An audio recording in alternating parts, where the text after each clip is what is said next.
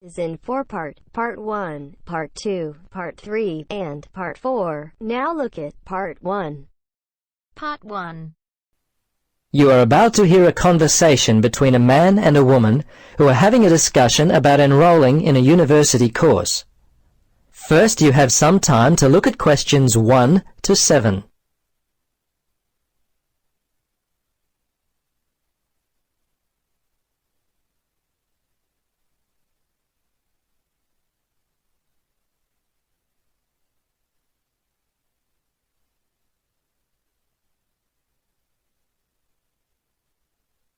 Now, listen carefully and answer questions 1 to 7. Registrar's office, this is Pam. Yes, hello. I'm calling about enrolling to study at the university. This is the right number? Yes, this is Mitchford University admissions. What would you like to know? Well, basically I need to know what I have to do to be enrolled as a student. You see, I'm currently studying education at another school. I've just finished my first year, but I'm not really enjoying it. I think I'm more interested in accounting. My dad teaches maths, so I thought it might be a good choice. Well, better than business anyway. Okay. Have you received a registration pack? No? How can I get one of those? Well, you've got to have one to register.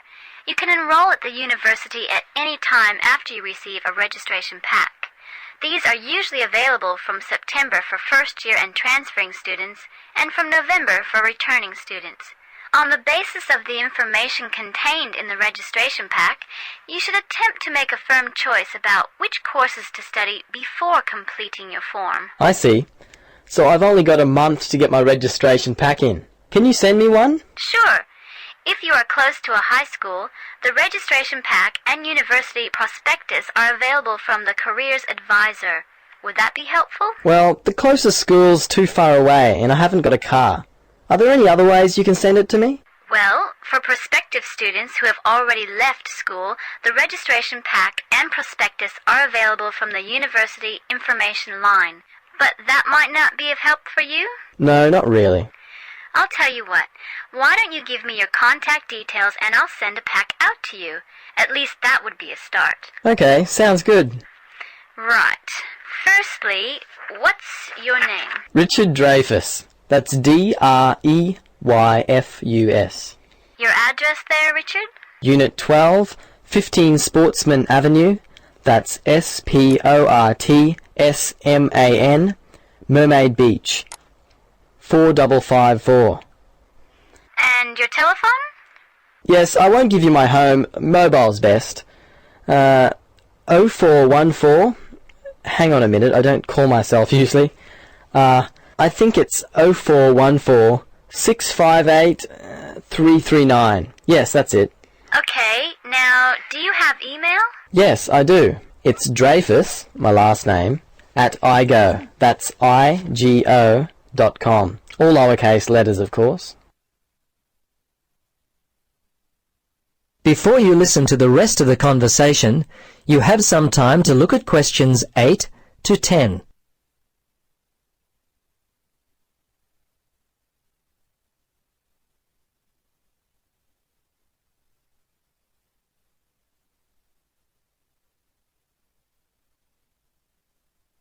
Now listen carefully and answer questions 8 to 10. Okay, that looks fine. Now, do you have any questions for me? Yes, I've got a friend who is interested in studying at the university. I'm not sure what would be best, the best way for him to register. Can you give me some suggestions? Sure, there are 3 ways to register. Option 1 is telephone registration. Before you telephone, fill out the registration form included in your pack. This will ensure you have all the information that you require. The number is in your registration packet. Don't forget to hold on to a copy of your registration form for future reference. Yep, okay. Option 2 is registration by post. All you have to do there is complete the relevant sections of the registration form and post the completed form together with all documentation required in the envelope provided. All right. The third way is to simply come in. Visit the Student Information Center in the Information Services building, and your friend will receive personal assistance on how to complete his forms. Thanks very much. You've been most helpful. You're welcome. Good luck with your future studies. That is the end of part 1. You now have half a minute to check your answers.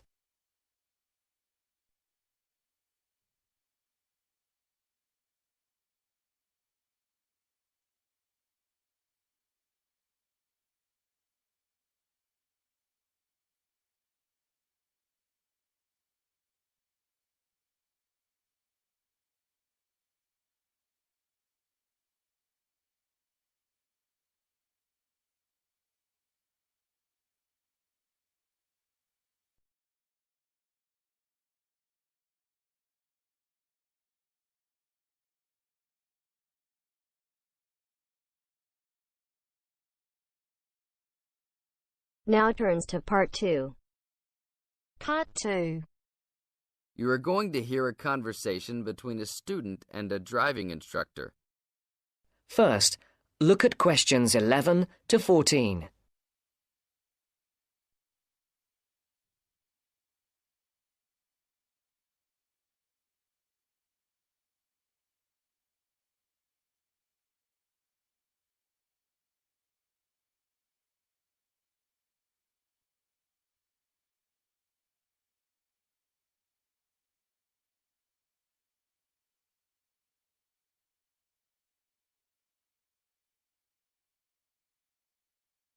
Listen carefully. Hello, I'm going to be your driving instructor today. Are you ready to begin? Hi, hope you don't mind. It's my first time driving a car. Of course not. That's my job. I teach people like you how to become a safe and responsible driver. So let's begin. Remember, the most important rule of driving: safety first. There are some steps to follow. First, you should put on your seatbelt. You should always remember to do that. In case of an accident or emergency, having a seatbelt on is of utmost importance. Okay, I have my seatbelt on. Now what should I do? Start the car. Good. Now make sure that the steering wheel is in the proper position and that your seat is not too far or not too close to the pedals. I'm all ready to go. Should I shift into first gear? Don't forget to put the parking brake down. You don't want to drive with that up.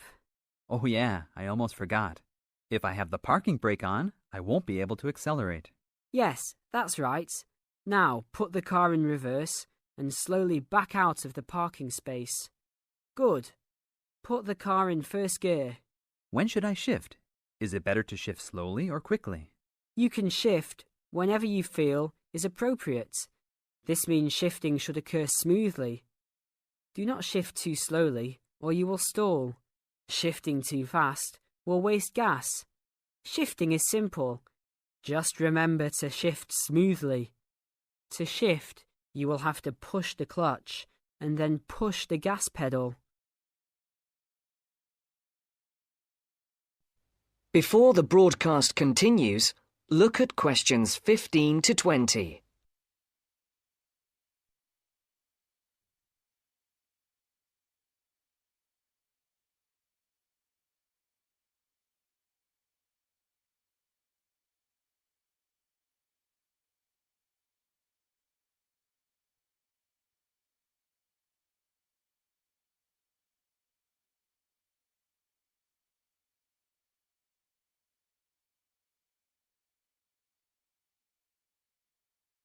You will now listen to the second part of the talk. Remember, smoothly is the key to good shifting. Like this? Yes, that's good. Now keep it slow. Don't drive very fast just yet. Be sure to constantly check your mirrors for oncoming traffic. Always be aware of everything that is around you, including 3 important things. Remember these 3: people crossing the streets, other cars, and bicycles riding next to you. What should I do if I see a yellow light? Well, it's always better to brake instead of trying to run it. But if you're travelling at a speed where it's impossible to stop in time, then you should try to make it across the intersection. But remember, you should always try to stop. It's the safest way to avoid an accident. Even if I have to brake very suddenly? Yes, even if you have to brake suddenly. What about if a driver behind me is going a lot faster than I am? You should always be ready to move to a slower lane if a driver behind you is forcing you to go faster than you are comfortable with. Never try to speed up to accommodate a faster driver. You could risk an accident or a speeding ticket. It's better to let him go. That sounds like good advice. Be careful. There is a sharp turn up ahead. Remember to brake before turns. Otherwise, you might flip over if your speed is too high going into a turn. Got it. I know that I should always try to observe all traffic safety. That's right. If safety is not your first priority, it will make driving very dangerous for you and other drivers on the road. Okay, park the car here. You did a great job today for your first day. I'll see you in 3 days. Thanks so much. I will see you then.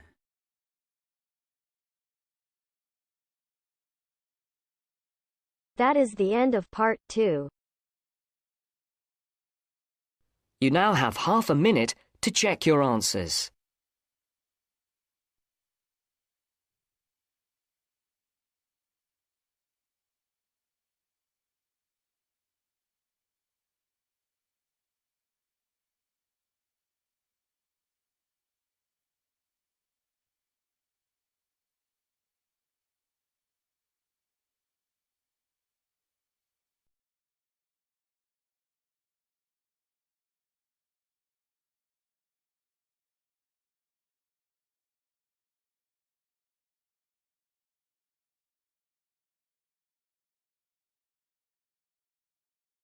Now turns to part 3. Part 3. Hear an interview conducted by an interviewer special with the scientist Peter Piot, who discovered Ebola, a dangerous disease. Both of them are conversing about the disease and its origin. First, you have some time to look at questions 21 to 25.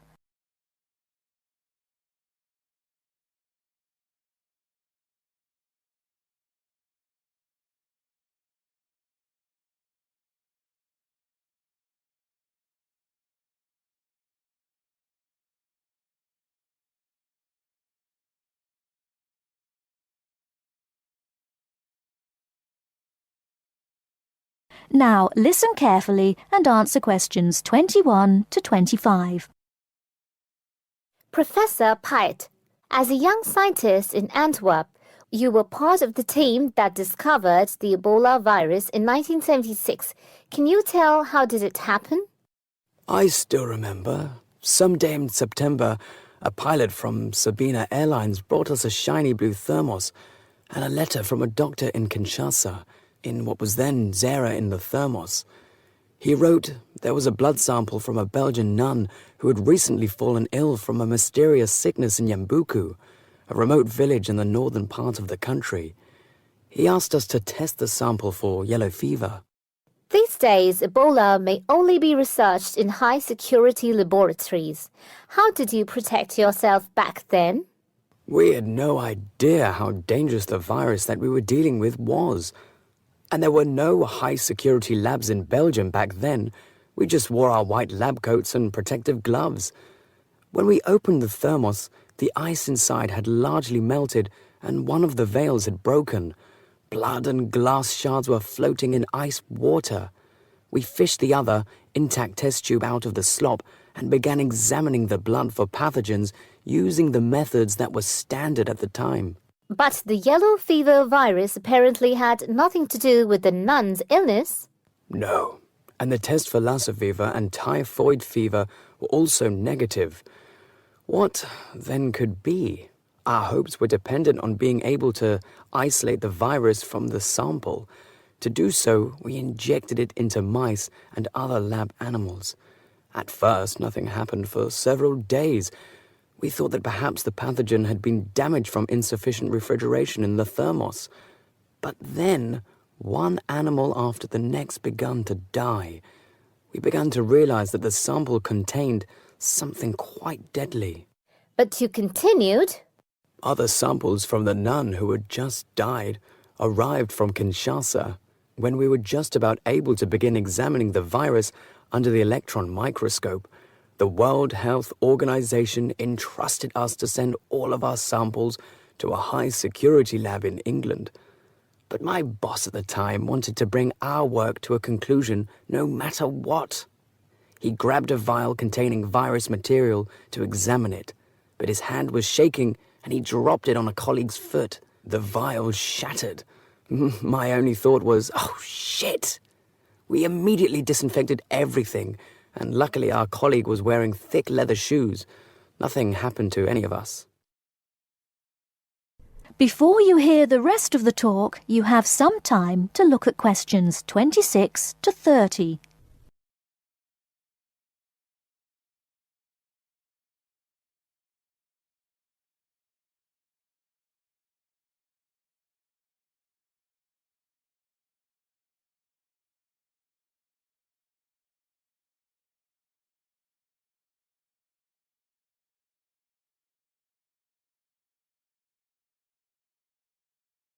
Now listen and answer questions 26 to 30.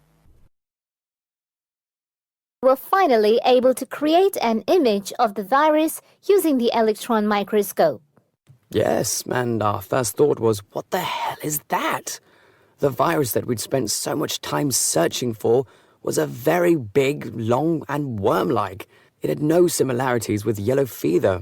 Rather, it looked like the extremely dangerous Marburg virus, which, like Ebola, causes a hemorrhagic fever. In the 1960s, the virus killed several laboratory workers in Marburg, Germany. Were you afraid at that point? I knew almost nothing about the Marburg virus at the time. When I tell my students about it today, they think I must be from the Stone Age. But I actually had to go to the library and look it up in the Atlas of Virology.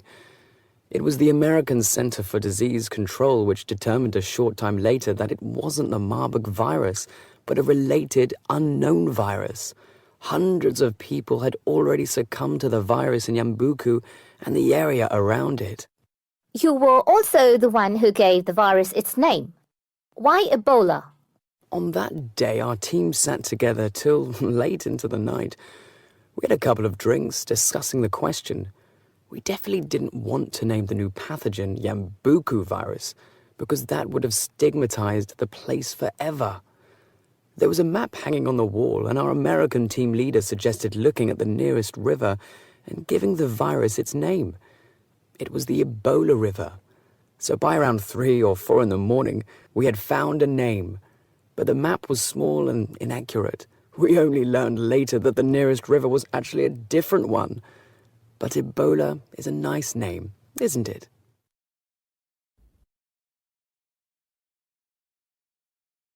That is the end of part 3. You now have half a minute to check your answers.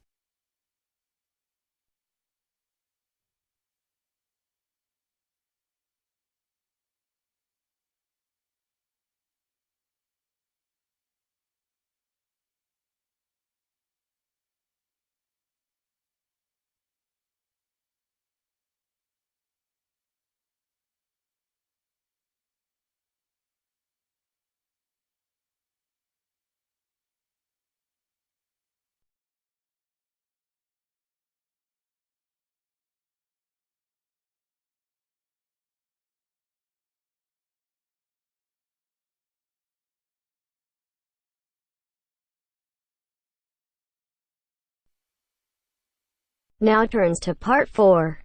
Part 4. You're going to listen to a talk about tea in the UK. First, you have some time to look at questions 31 to 40.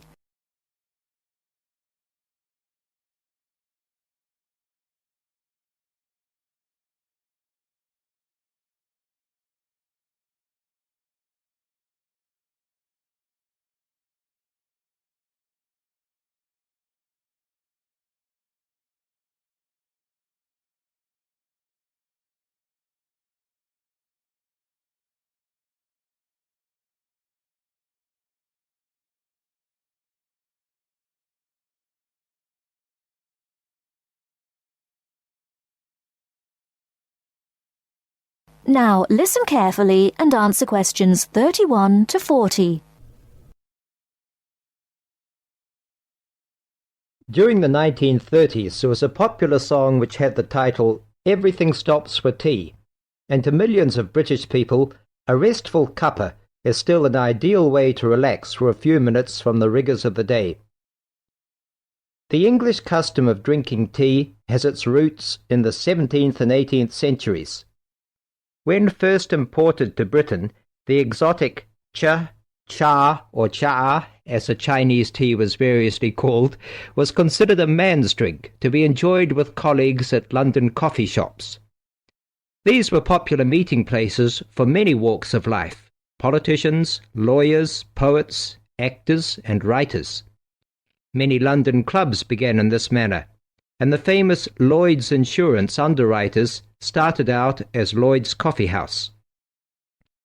In 1706, the first coffee house that offered tea was Tom's Coffee House, owned by Thomas Twining.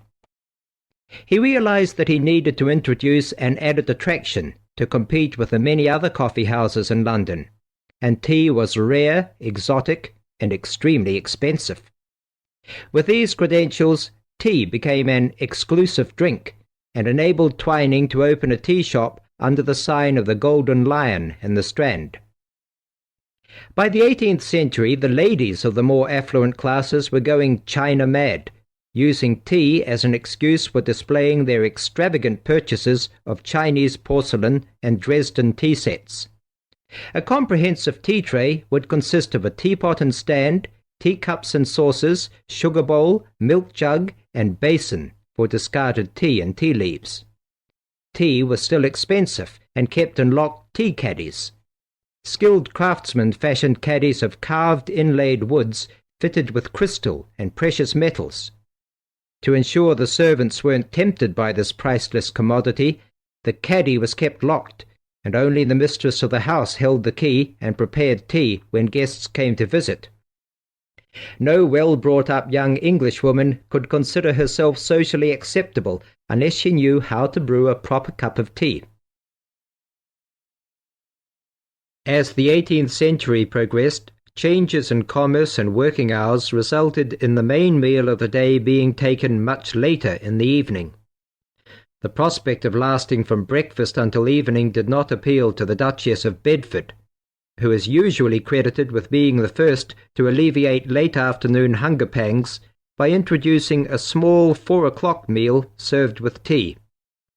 With time, the light, wafer-thin toast or delicate white bread gave way to exotic fillings like tomato and egg, cucumber, chicken, or potted shrimps, followed by buttered scones, crumpets, or elegant pastries.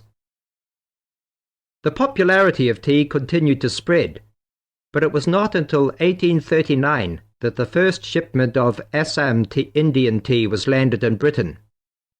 A healthy trade with India was soon established, and tea clippers, like the Cutty Sark, now a museum in a dry dock at Greenwich, were reaching the peak of their sailing days. In 1879, the first limited shipments of Ceylon tea began to arrive, and by 1880 this had been firmly established alongside Indian and China teas, giving the broad range of teas that are available today. There have been few changes in 3 centuries of tea trading. London is still the centre, and indeed Twining still has a shop on the site of the original Tom's Coffee House at 216 The Strand. The name Twining has been linked with tea for over 280 years. Indeed, it was Richard Twining, in his capacity as chairman of the dealers of tea, who in 1784 persuaded Prime Minister William Pitt to reduce the high tax on tea, making the beverage more accessible to the general public. That is the end of part 4. You now have half a minute to check your answers.